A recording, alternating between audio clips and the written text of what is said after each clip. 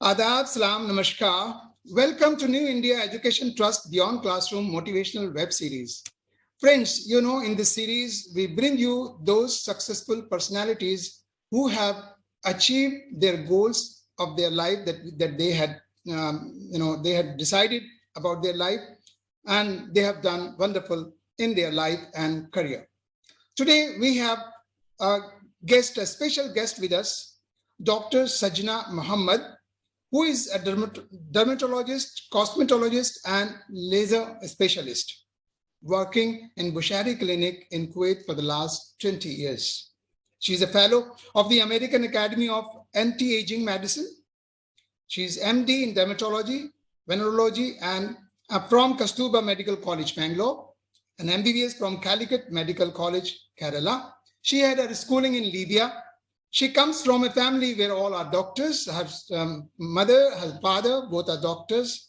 Her husband is CFO and assistant vice president of an investment company. Dr. Sajna Mohammed, welcome to this motivational web series.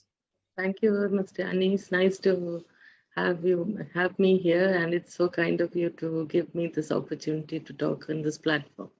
Dr. Sajna, I would like you to share your success story or education journey from Libya to Kerala and from Kerala to Kuwait, if you can tell to our viewers. Yes, as I told you, as you mentioned already, my parents were doctors and they were recruited to Libya for work there. And so at the age of around 6 or 7, we left to Libya, and thereafter all my schooling was in Libya till grade 10. And since there was no further facilities to continue education in English, we had to come back to India.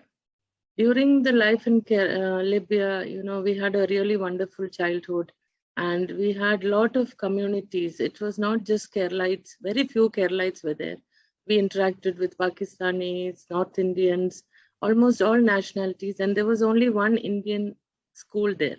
So it was a small school, and I was the first batch of students who appeared for the Central Board CBSE exam in Libya.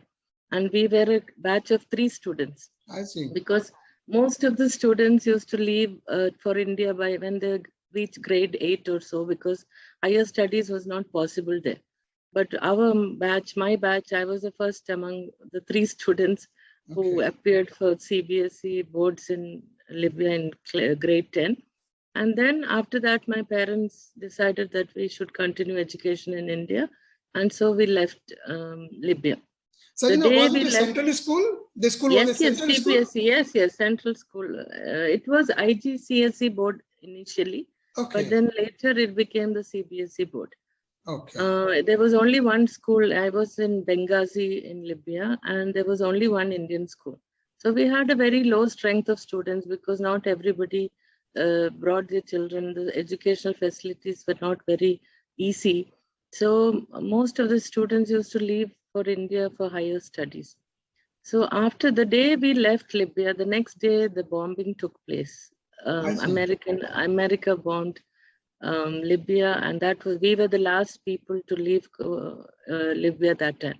And so while reaching Kerala, everybody was interviewing us how about the life in Libya, and the airport was shut down for around 6 months. So it was a lot in news. This was in 1986. So I joined my pre-university in Cannanore, from where my house is. And I did 2 years of pre-university or pre-degree in Cannanore. That is after 10th class, pre-university. Yes, after 10th, yes. It is 2 years pre-university. The +2, yes, yeah. And then since my parents were doctors, always I had a dream of becoming a doctor. Though they never forced me into it. But I always, as a child, I observed my mother. And during those ages, a Muslim lady being a doctor was not very common. She was quite popular in our place, and she had a very good name, and she had a very roaring practice. So both my parents were quite popular, and seeing them, probably I was also inspired to become a doctor like my mother. And I wrote the entrance exam, and I got a merit seat in Calicut Medical College. And also I got under a scholarship because I was the district first in pre-university. So I got a scholarship and I joined Calicut Medical College. During that time, there were no private colleges, medical colleges in Kerala. There were only 5 government colleges. And it was a prestigious thing to get a seat in a reputed medical college in Kerala. So there I finished my undergraduation MBBS, and during this period, during the final year of my MBBS, I got married, and then I continued my internship, and then uh, what happened was my father wanted to send me abroad for post-graduation because my husband was already studying in UK that time. But during He is not from medicine.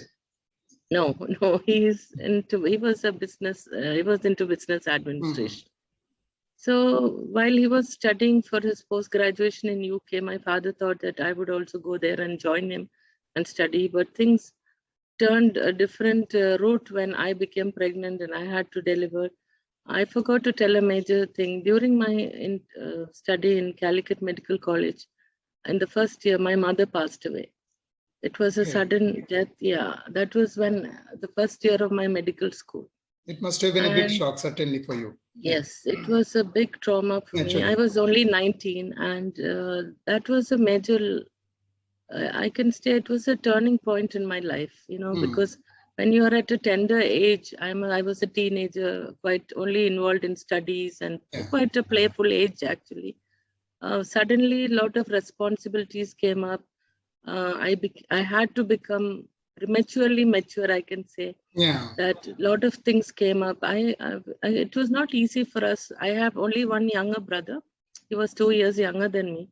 So I was 19 and he was 17. And my father was that time in Oman. He had moved to Oman. And my mother was managing the clinic and a hospital we had in our place. She was waiting for us to get into college. So you had the responsibility of your brother also. Yeah, no. I mean, because you were the elder one.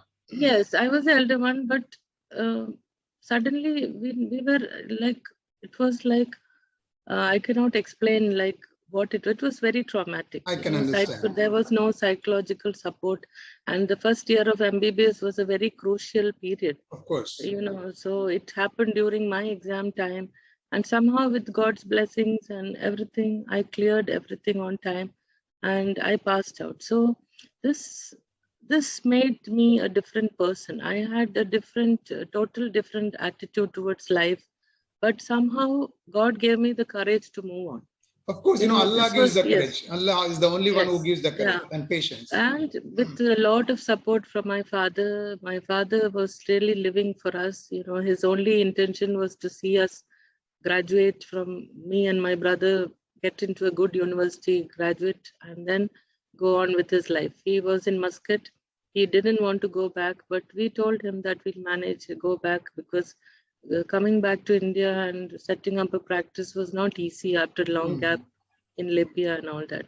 But my mother was already there. So, somebody else took over the hospital.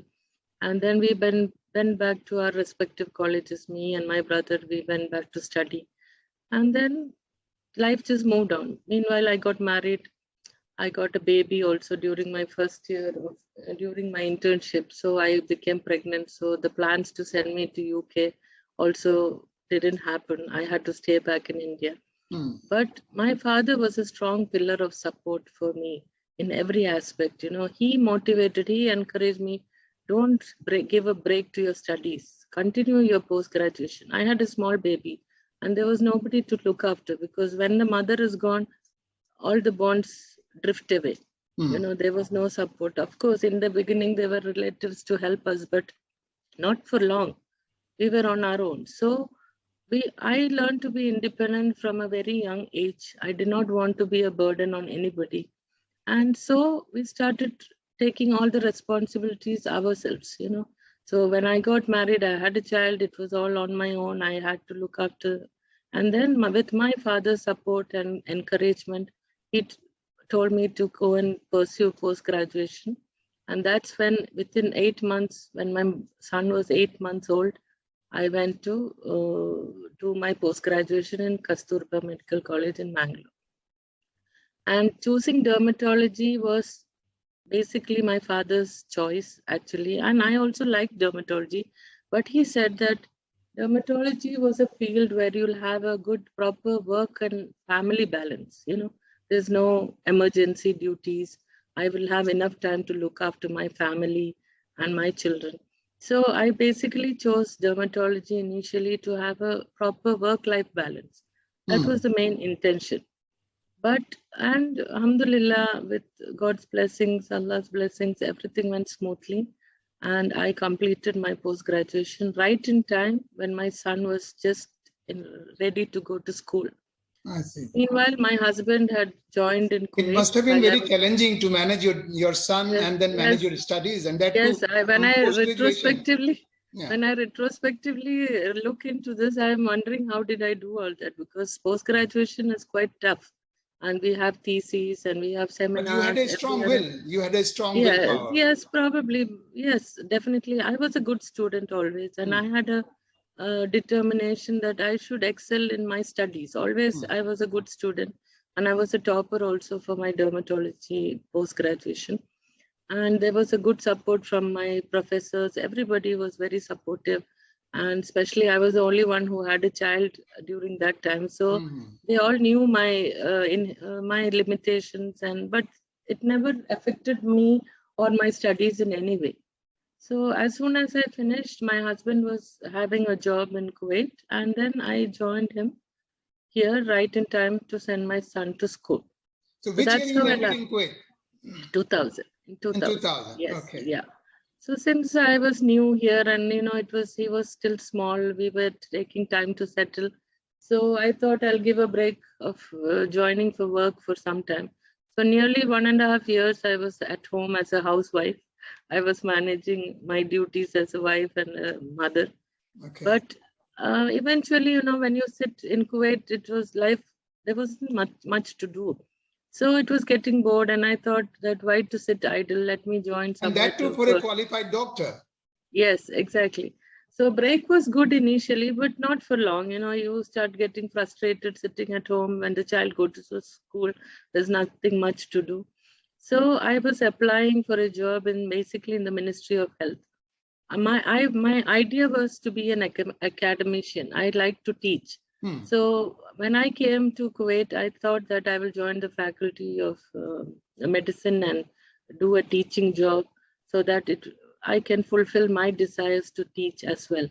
But unfortunately, there was no department of dermatology in the faculty, and that completely, made my dreams go in another direction. Yes, yeah, the teaching profession, that totally was out of the way, that choice. And then what happened was I tried in the Ministry of Health to get a job because ministry working hours are very good. I never thought of any private practice or anything. I applied in the ministry, there was no vacancy. And then I volunteered to be an observer myself. It was an honorary post without salary.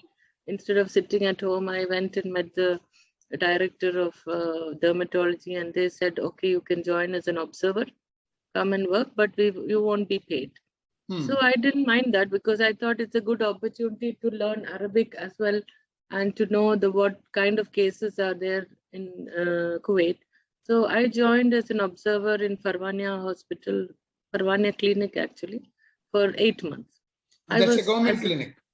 Yes, in Farwania. And I did. That means they allow the observers or voluntary services. They do allow officially. No, they don't allow. It was not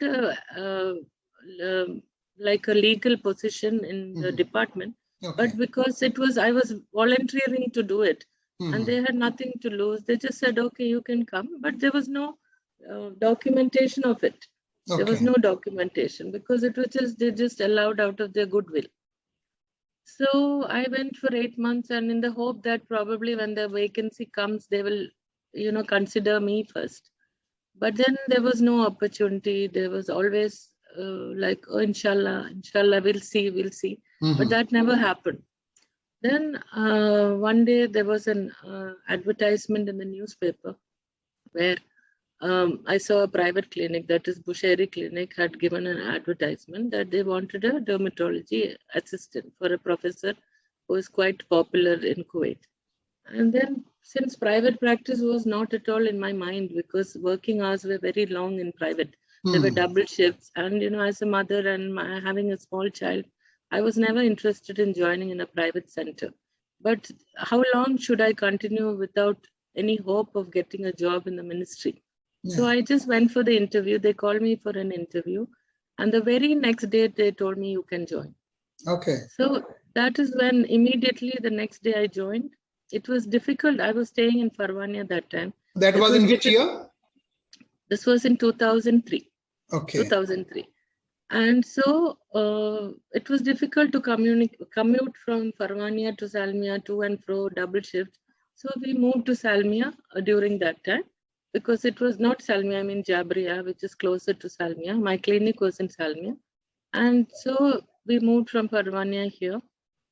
And from that day till now, I am in the same place. I've completed now 20 years working in Bushari Clinic. Yeah.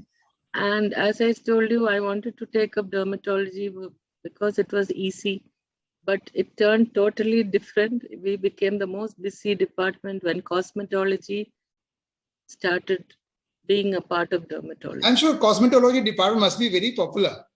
Yes, definitely. That was a boom. That time, 2003, 2004, cosmetology was just being a part of dermatology, and people were all bothered about their looks, and there were lasers, there were different machines for anti-aging and things like that. That totally, my idea of having a family time was not the way it turned out to be. Do you get both male and female patients? Yes, definitely. Yeah, especially for cosmetology. Yeah. And since I told you my professor, I joined as an assistant to a very popular dermatology, was an Egyptian professor. I joined under him and I gained a lot of experience from him, and I got almost all the clients were upper middle class, high class Kuwaitis. And that time there were not many private centers in Kuwait, maybe hardly 5-6 reputed clinics or hospitals. So, alhamdulillah, it was a turning point in my life where I got a chance to earn a good name and good experience with the mentorship of my professor, Dr. Ahmed Rashid. Allah Rahmah, he passed away during the COVID time. But from then on, it was no turning back. It was always advancement. Technology is advancing each day. Day by day, there's something new coming up, especially in our field. So I wanted to be an expert in whatever I was doing. So I decided to pursue a degree in anti-aging medicine. I see. So I went and did a course I did a fellowship in American Academy of Anti-Aging Medicine, so that I become a certified practitioner. It's not just practicing with Okay. So I could do the injections, Botox, fillers, threads, whatever we are doing now as anti-aging procedures. I got the expert training, and alhamdulillah, I got a degree. I think Kuwait is a beauty conscious country. Oh yes, people anti-aging and beauty and all these things. Kuwaitis are very conscious about these things. Yes, in the Arab world, I think Kuwait is the most beauty conscious place. As you said, men as well as women. For them, the primary importance is their looks. Then comes everything else. So they don't mind spending. We have seen you very active in social circles also. And you are now the Vice President of Indian Doctors Forum. Indian Doctors Forum is a very popular association, which is registered with Indian Embassy.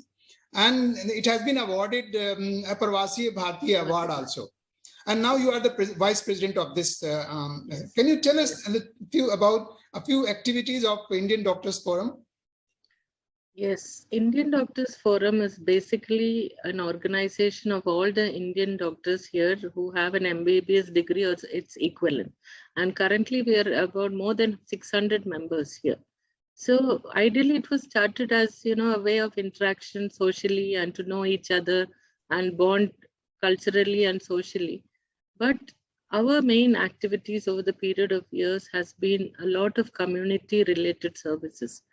We do a lot of health camps, educational seminars for the public of topics of public interest on hypertension, diabetes, common cardiovascular problems, obesity, breast cancer, whatever you can think of, whatever topic is of importance to the public, we conduct seminars on that. So educational activity is one of our major activities which are community oriented.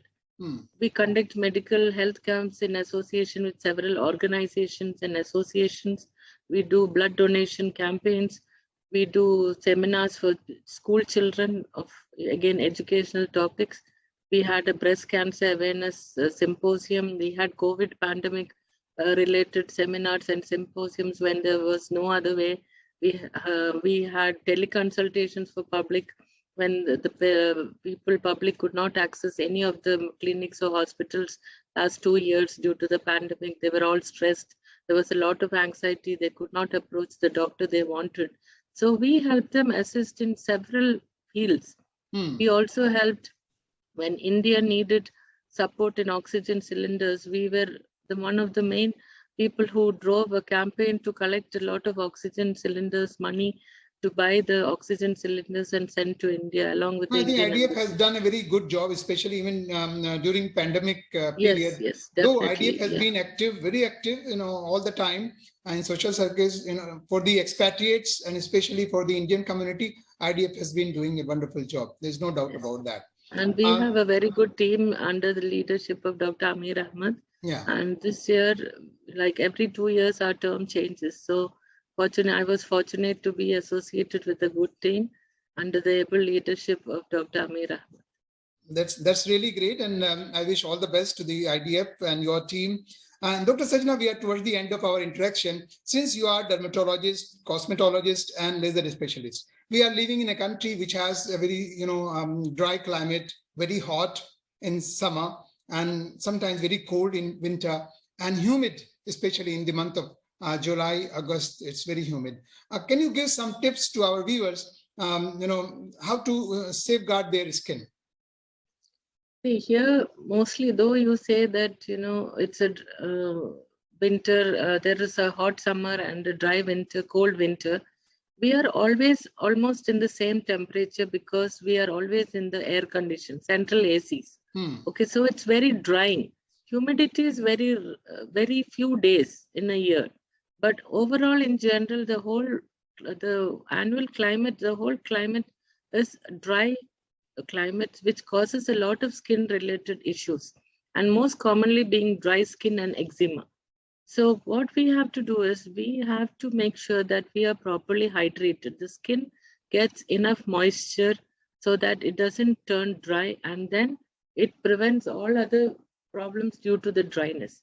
So hydrate yourself well, drink lots of water, use ample amount of moisturizer, and sunblock. Sunscreen is a very important thing in routine care because sun here is very strong and there are a lot of problems related to sun exposure.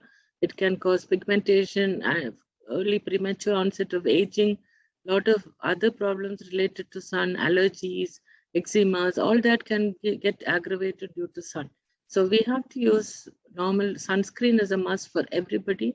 Routinely, it has to be used. Okay. Thank you, Dr. Sajna, for sparing your time. I'm sure the tips that you have given many people, it will be very useful for those who will listen to us. And your journey, your success story will surely inspire many young people in India and here in Kuwait too. Thank you for sparing your valuable time, Sajna. Thank you. Thank you, Mr. Anis. Thanks for this opportunity. Thank you. Friends, that was our today's guest, Dr. Sajna Mohammed, who is a dermatologist, cosmetologist, and a laser specialist. She has given some tips for the people who live in Kuwait, because Kuwait is a country which has a very hot climate and dry climate and humid too in the month of June, July, and August. I'm sure the tips will be very useful for all of you, and her success story will inspire many of the youngsters way back in India and in Kuwait too. Thank you for watching this program, and if you like it, please like and share with your friends and ask your friends to subscribe this channel, New India Education Trust Beyond Classroom. Thank you. Shukriya. Dhanyavad. Have a great time.